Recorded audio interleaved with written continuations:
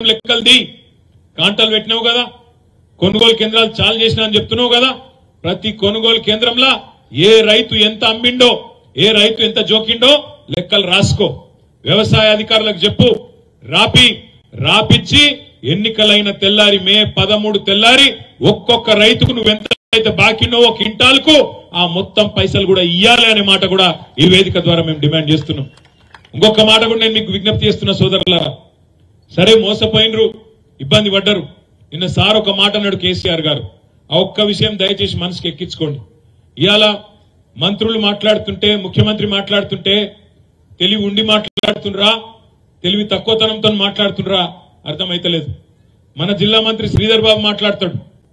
ఆయన అంటాడు వర్షాలు పడకపోతే కూడా మమ్మల్నే తిడతారా అని మాట్లాడుతుండు శ్రీధర్ బాబు.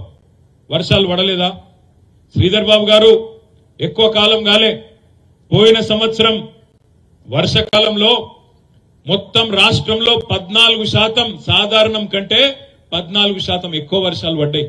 ఎవరో కాదు, ఇదే శ్రీధర్ బాబు గారు మంతిన్లో ఎక్కువ వర్షపాతం పడి కొన్ని చోట పంటలు మునిగిపోతే ఈయననే తిరిగిండు ఆ రోజు వర్షకాలంలో. తిరిగి పంటలు నష్టపోయిన వాళ్లకు నష్టపరిహారం ఇవ్వాలని ఇదే శ్రీధర్ బాబు మాట్లాడాడు.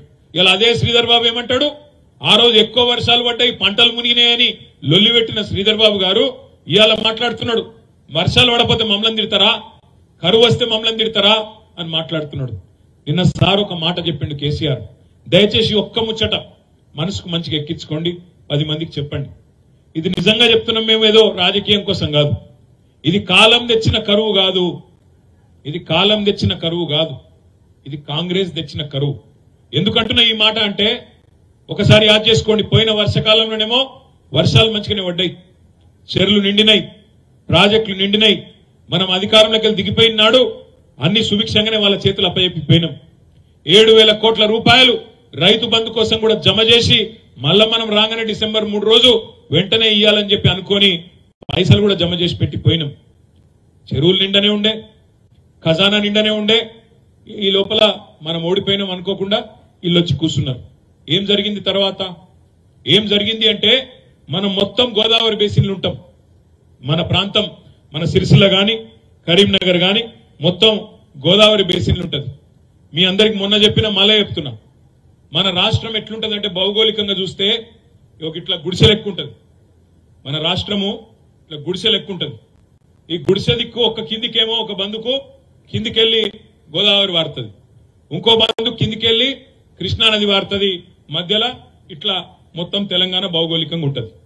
అయితే ఒక బందుకెళ్లి ఏదైతే గోదావరి వారుతుందో 80 మీటర్లు 90 మీటర్ల కాడికి గోదావరి వారుతుంది. ఇటు కృష్ణనేమో 100, 110, 120 మీటర్ల మీద, అంటే మీద అంటే సముద్ర మట్టానికి మీద. ఎందుకంటే నీళ్ళన్నీ చుక్క ఏమైతే మీకు తెలుసు, వర్షం పడుతుంది, చెరువులు నిండుతాయి, చెరువులు వాగులకు వెళ్ళి మళ్ళా నదిలకు వెళ్ళి కిందికి సముద్రంలో పోతాయి. సముద్ర మట్టం మీదకెళ్ళి చూస్తారు, అందుకే ఎవరు ఎక్కడున్నారు అనేది. మన సిరిసిల్ల తీసుకుంటే 350 మీటర్ల మీద ఉంటాం మనం. హైదరాబాదు 535 మీటర్ల మీద ఉంటది.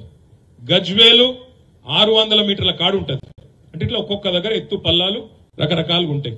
అందుకే ఇవాళ మాచారెడ్ల వాన పడితే ఆడ పలంచమరి కాడ వాగు వంగితే, పలంచి వాగు వంగితే ఆ నీళ్లు మానేర్లకు వస్తాయి, మానేర్లకి వెళ్ళి కిందికి వస్తాయి. అటు కుడెల్లి వంగిన దుబ్బాక దిక్కు ఆడికెళ్ళి కూడా నీళ్లు మానేర్లకే వస్తాయి. మీకు ఎరికే.